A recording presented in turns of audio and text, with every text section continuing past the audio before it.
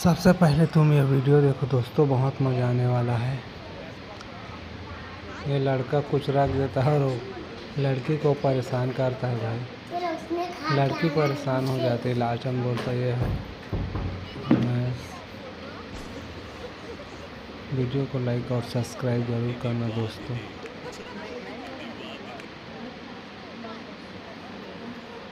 देखते ही का और क्या है, भैंसा लग रहा है आपको? लग तो भैंसा ही रहा था तेरी तरह। हाँ, बच के रहना फिर तो इससे। मुझे लगा मेरी बात कर रहा हूँ ना, दे देती दो चार चल कान के नीचे।